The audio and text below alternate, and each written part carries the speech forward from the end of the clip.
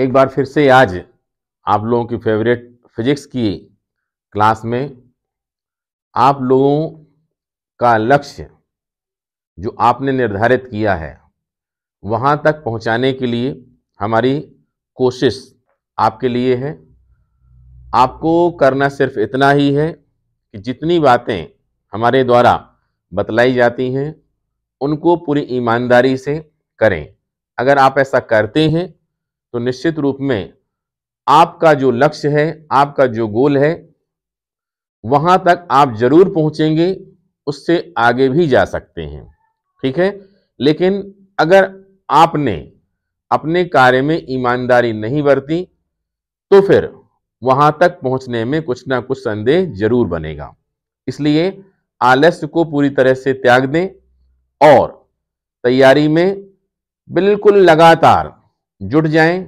आज की इस क्लास में एक बार फिर से वन वर्ड आंसर में या वन सेंटेंस आंसर में कुछ क्वेश्चन हम लेकर के आए हैं और ये क्वेश्चन यूजफुल हैं। क्वेश्चन तो गिने चुने हम लेते हैं, लेकिन हर क्वेश्चन के पास इतनी काबिलियत है, इतना कुछ उसमें होता है कि वह क्वेश्चन कई प्रकार से आपको एग्जाम में पूछा जा सकता है। देखने के लिए एक क्वेश्चन होता है, हो सकता है उस क्वेश्चन पर बेस्ड 2, 3, 4, 5, 6 ऐसे अलग अलग टाइप के क्वेश्चन और भी बन सकें। इसलिए हर क्वेश्चन को बारीकी से समझें, एक एक वर्ड सुनें, तभी आपका उसमें फायदा हो पाएगा।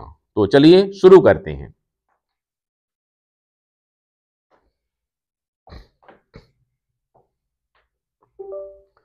देखिए, सबसे पहले हम क्वेश्चन नंबर फर्स्ट लेते हैं। ये देखिए, ये है क्वेश्चन स्क्रीन में।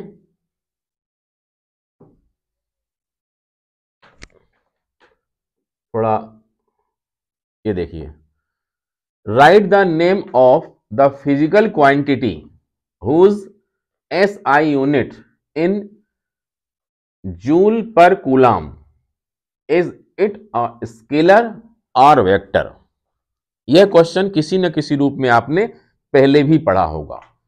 जूल पर कूलम किस फिजिकल क्वांटिटी की यूनिट है? ठीक है, कभी भी कोई ऐसी यूनिट आपको दी जाती है, आप उस यूनिट के लिखें और उनको फिजिकल क्वांटिटी से रिलेट कैसे करें यह देखिए। आंसर तो इसका इलेक्ट्रिक पोटेंशियल वन वर्ड में दिया जा सकता है, ठीक है, लेकिन हमें इसके डेप्थ में जाना चाहिए। सबसे पहले जूल और कूलम, मतलब दोनों ही जो यूनिट लिखी हुई है ये कैसी है? SI यूनिट है। ठीक है, यहां पर हमें क्या करना चाहिए? लिखना चाहिए जूल, ये देखिए, लिखना चाहिए जूल अपॉन कूलम। अब आप जूल को रिलेट करें। जूल किसकी यूनिट होती है? वर्क की होती है। कूलम किसकी होती है? चार्ज की होती है। अब आपको ये एक फार्मूला दिखता है, वर्क अपॉन चार्ज, मतलब अपॉन में चार्जेस का मतलब यह हुआ कि यूनिट चार्ज के लिए, यूनिट पॉजिटिव चार्ज के लिए जो वर्क डन है, ठीक है, और यह वर्क डन ही क्या कहलाता है? इलेक्ट्रिक पोटेंशियल कहलाता है, जिसको हम V से डिनोट करते हैं। V is equal to W upon Q। इस प्रकार से फर्स्ट सेंटेंस का आंसर क्या होगा? जो फिजिकल क्वांटिटी लिखी हुई है, ये देखिए, ये फिजिकल क्वांटिटी जो लिखी हुई है, मतलब इसमें आंसर क्या देना है? Electric potential. ठीक है, ध्यान देंगे, सिर्फ पोटेंशियल ना लिखें, इलेक्ट्रिक पोटेंशियल लिखें। ठीक है, क्योंकि पोटेंशियल और भी ग्रेविटेशनल पोटेंशियल भी हो सकता है, इसलिए ज्यादा बेहतर होगा कि हम टू द पॉइंट आंसर लिखें, इलेक्ट्रिक पोटेंशियल लिखें। ठीक है, अब इसका सेकंड पार्ट है कि ये स्केलर है या फिर वेक्टर है। ठीक है, आपको याद है अगर तो आप कह देंगे ये स्केलर है। ठीक है, लेकिन हमें हर आंसर में क्या, क्यों, कैसे जरूर करना चाहिए। तो चलिए देखते हैं। यहां पर ये लिखा हुआ है V is equal to W upon Q। अब देखें V W और Q से बना है, तो Q तो स्केलर है, W क्या होता है F vector dot D vector. ये देखिए ये क्या है, स्केलर प्रोडक्ट है, scalar product of two vector means ये डॉट प्रोडक्ट है। डॉट प्रोडक्ट मतलब क्या हो जाएगा, ये स्केलर हो जाएगा, ये स्केलर हो जाएगा। इस प्रकार से ये क्वांटिटी क्या है, स्केलर क्वांटिटी है। तो क्या बोल सकते हैं हम कि जो इलेक्ट्रिक पोटेंशियल है वह कैसी है, स्केलर क्वांटिटी है, ना कि वेक्टर क्वांटिटी। ठीक है, तो आंसर आप लगाएं, लेकिन उसके थॉट्स, उसके लॉजिक आपस में जरूर जोड़ के चलें, तभी आपका कॉन्फिडेंस क्या होगा, बिल्डअप होगा, आगे बढ़ेगा, मजबूत बनेगा। ठीक है, तो चलिए अब दूसरा क्वेश्चन फिर से देखते हैं। अब अगला क्वेश्चन क्या कहता है, इसको हटा देते हैं।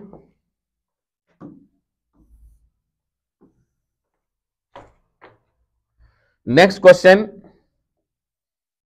ये देखिए, नेक्स्ट क्वेश्चन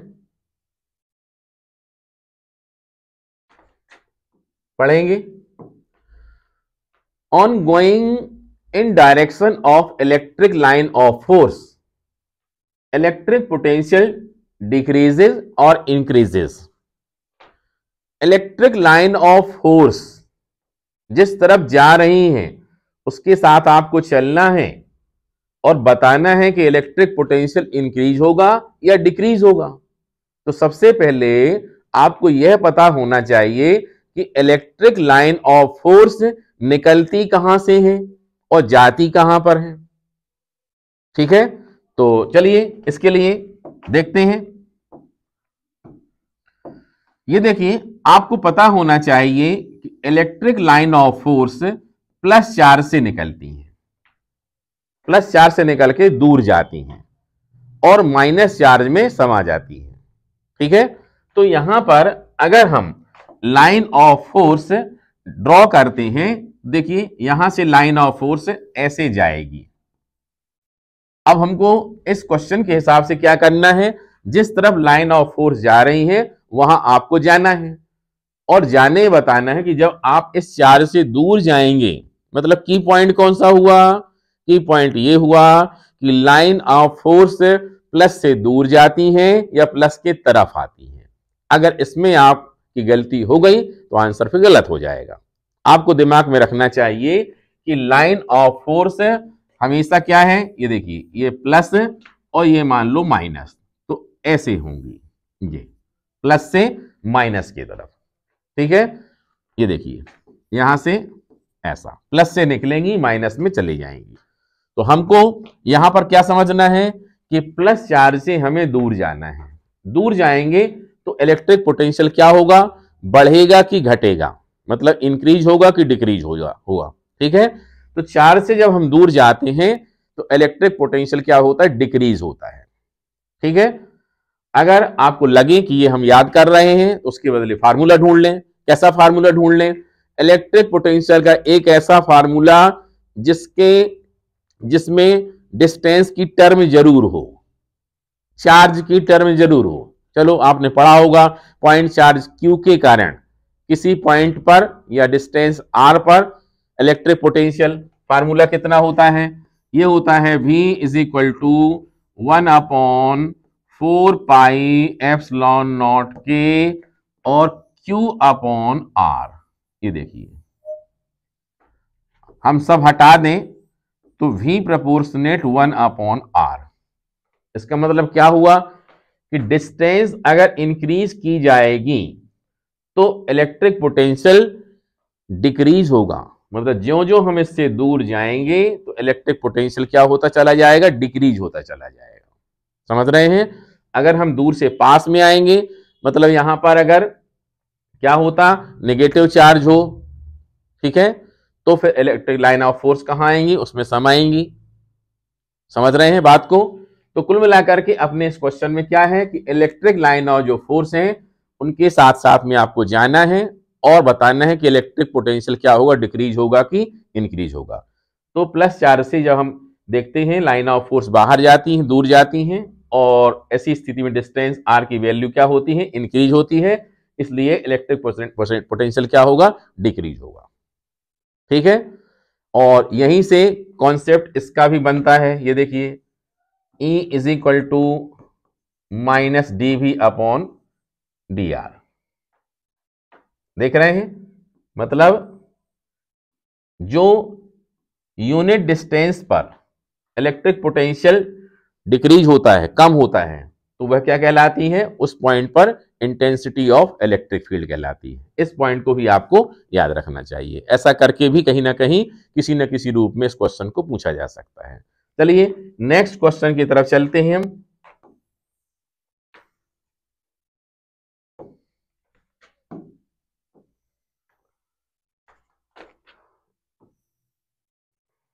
नेक्स्ट क्वेश्चन देखिए,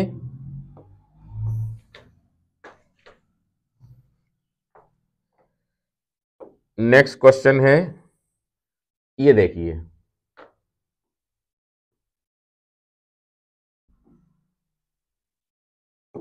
give an example in which electric field is non zero but potential is zero.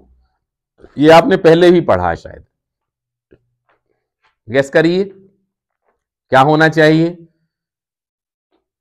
एक एग्जाम्पल देना है कि इलेक्ट्रिक फील्ड क्या हो, नॉन जीरो हो, लेकिन इलेक्ट्रिक पोटेंशियल क्या हो, जीरो हो। ऐसी जगह ढूंढ के बतानी है आपको। ये आसान है। इसके लिए इलेक्ट्रिक डायपोल लेंगे हम, ये है माइनस क्यू और ये है प्लस क्यू, और इसमें क्या कर देंगे हम, इक्वेटोरियल लाइन ड्रॉ कर देंगे। ये देखिए,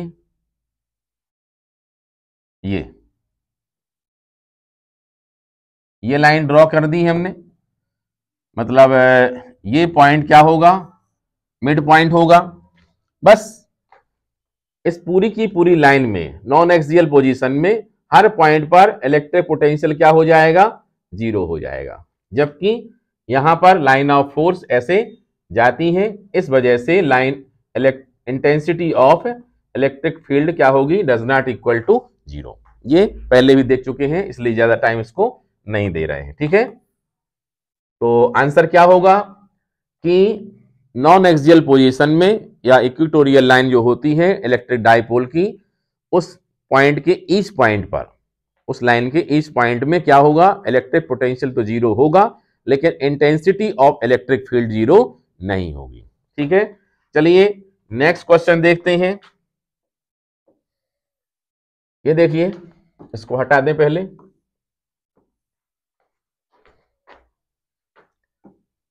ये देखें, अगला क्वेश्चन है ये, does electron try to go toward high potential area or low potential area. ठीक है, तो इसके लिए एक सबसे बेस्ट एग्जांपल हमेशा हम अपनी क्लास में बतलाते हैं, पहले ही बताया है हमने, आप लोगों को याद हो अगर तो, अगर इलेक्ट्रिक पोटेंशियल का कॉन्सेप्ट बनाना है तो आपको क्या करना चाहिए, टू पॉट, दो बर्तन लेने चाहिए।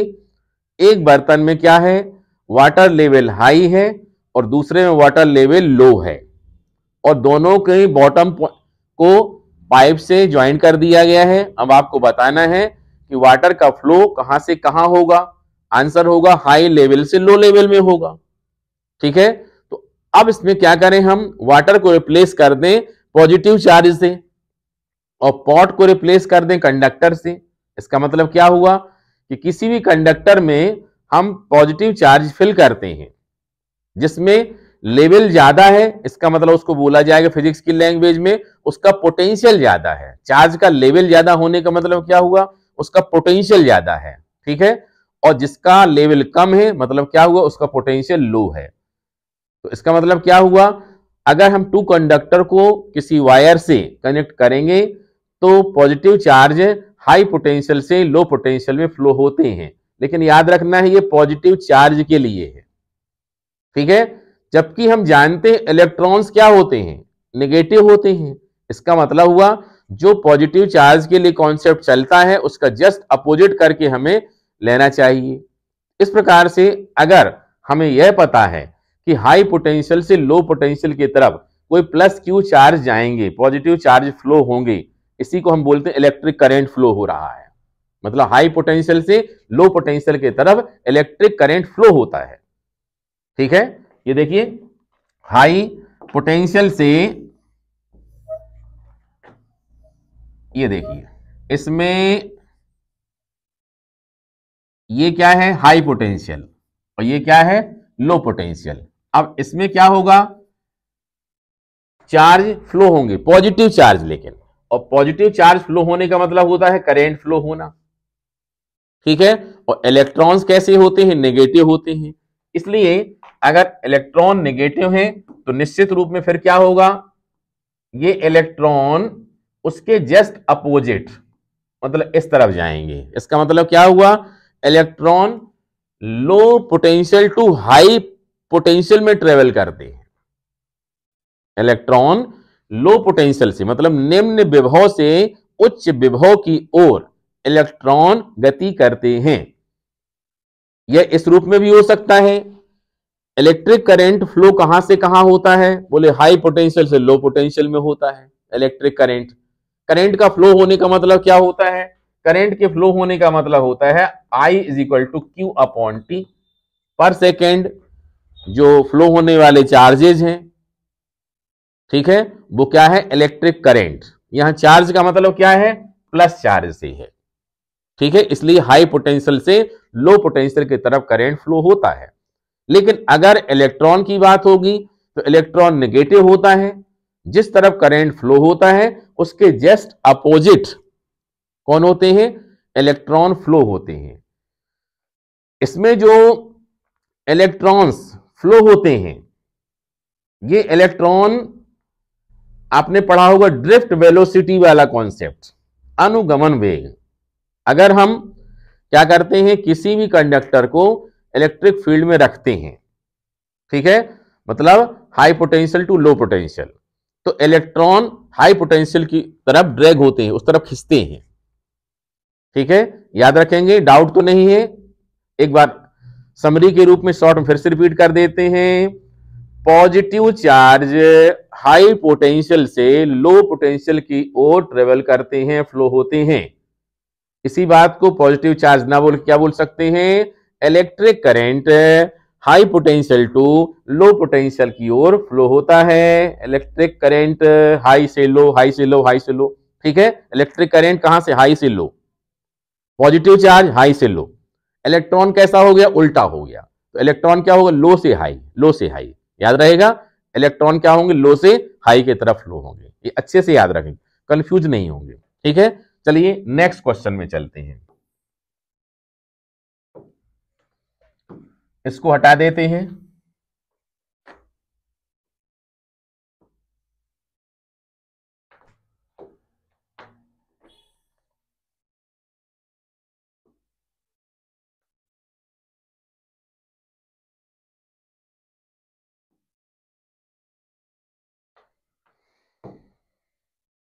नेक्स्ट क्वेश्चन देखिए, potential between two parallel surface are same. Potential between two parallel surface are same, मतलब टू पैरेलल सरफेस हैं, दो समानांतर सतहें हैं, ठीक है, पैरेलल, और उनमें क्या है, इलेक्ट्रिक पोटेंशियल सेम है। The distance between them is R, उनके बीच की जो डिस्टेंस है वो कितनी है, आर है। If a charge Q is bought from one surface to another, then what will be the work I done to do this.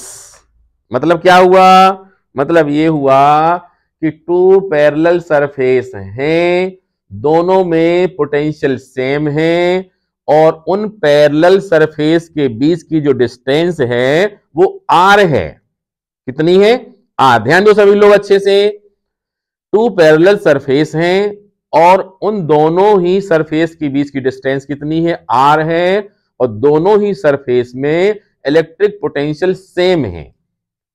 तो हमें क्या पूछा गया है कि एक चार्ज Q है, क्या है, एक चार्ज Q है, ये चार्ज Q है, इस चार्ज को एक सरफेस से दूसरे सरफेस तक ले जाने में हमें कितना वर्क करना पड़ेगा, वर्क डन क्या होगा, ये हमको निकालना है। ठीक है, तो जरा ध्यान दें इसमें अच्छे से। ये देखिए, ये टू पैरेलल सरफेस,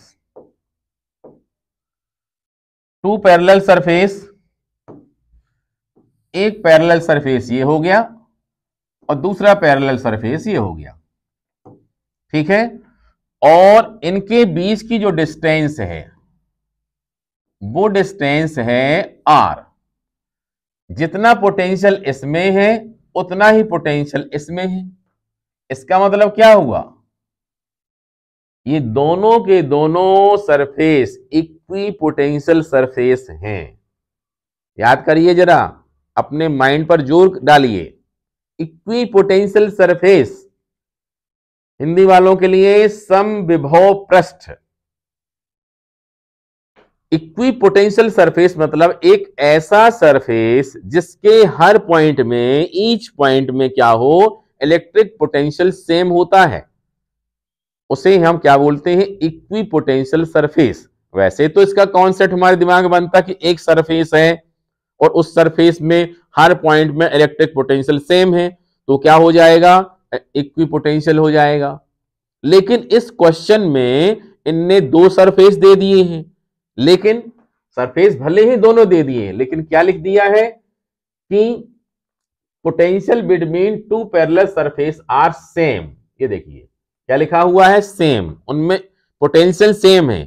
तो 2 सरफेस हो चाहे 3 सरफेस हो, तो चाहे 10 सरफेस हो, अगर सब में पोटेंशियल सेम बोला जा रहा है तो ये हमको नहीं देखना कि कैसे सेम हो गए होंगे। क्वेश्चन में दिया गया है सेम है मतलब सेम है। ठीक है, और अगर सेम है इसका मतलब वो हो जाएगा इक्वी पोटेंशियल सरफेस। ठीक है, अब इक्वी पोटेंशियल सरफेस की विशेषता क्या होती है कि एक पॉइंट से दूसरे पॉइंट तक किसी भी चार्ज को ले जाने में वर्क डन क्या होता है, 0 होता है। कितना होता है, 0 होता है। ठीक है, ये देखिए, ये हो जाएगा delta V is equal to W upon Q। ये क्या है, पोटेंशियल डिफरेंस, इन दोनों के बीच का पोटेंशियल डिफरेंस। कितना मान लिया हमने, डेल्टा V मान लिया, लेकिन डेल्टा V होगा कितना, V minus V is equal to 0, और 0 अगर होगा तो कितना हो जाएगा, ये 0 is equal to W upon Q। तो W इज इक्वल टू कितना आ जाएगा, 0 आ जाएगा। तो ये तो सब फालतू अलग से दे दिया आपको भ्रम में डालने के लिए कि डिस्टेंस r है, स्टूडेंट दिमाग लगाने लगे कि r तक ला रहे हैं, डिस्टेंस दी गई है, अब हम कितना वर्क निकालें, और उसमें उलझ जाए वो, इसलिए बाकी चीजें यहां पर दे दी गई। क्यों भी दे दिया गया, देख लो, तो इनका कोई इंपॉर्टेंस नहीं है। हम क्या करेंगे, यहां पोटेंशियल डिफरेंस 0 है, तो पोटेंशियल डिफरेंस 0 होने से W की वैल्यू कितनी आ जाएगी, 0 आ जाएगी, बाकी हमें सोचना ही नहीं है। ठीक है, इस प्रकार से वर्क डन कितना होगा, 0 होगा। अब देखिए, ये छोटे छोटे क्वेश्चन हैं, ये कोई जितने क्वेश्चन हम बतला रहे हैं ये बिल्कुल भी टफ नहीं है, लेकिन ऐसे क्वेश्चन एग्जाम में डायरेक्ट जब आते हैं और हमारे कॉन्सेप्ट ठीक नहीं है, हम उनको सोच नहीं पाते हैं, कई बार जल्दबाजी में गलत भी कर बैठते हैं। तो एग्जाम के लिए जो अपनी प्रिपरेशन है, पूर्व तैयारी है जो, वो बेहतर होनी चाहिए, सब बातें सोच के रखनी चाहिए, जिससे हम एग्जाम में जल्दी जल्दी सोच सकें और सॉल्व कर सकें। ठीक है, तो आज की इस क्लास में इतना ही। अगली क्लास में फिर उपयोगी क्वेश्चन हम लेकर के आएंगे। एक बात आखिरी में इस बात को सुनेंगे कि क्लास हम बहुत बड़ी नहीं कर रहे हैं, बहुत सारे क्वेश्चन एक ही क्लास में शामिल नहीं कर रहे हैं। आप लोगों को के पास समय कम रहता है अभी, तो कम समय का उपयोग करके भी आप अपनी तैयारी कर सकें, बाकी अपना रिवीजन करते रहें। लेकिन जो क्लास हम बना रहे हैं वो छोटी छोटी क्लास ही ले रहे हैं, जिससे आपको ज्यादा समय इसमें खर्च ना करना पड़े, बाकी अपनी रिवीजन वाला काम करते रहें। ठीक है, तो आज के लिए इतना ही।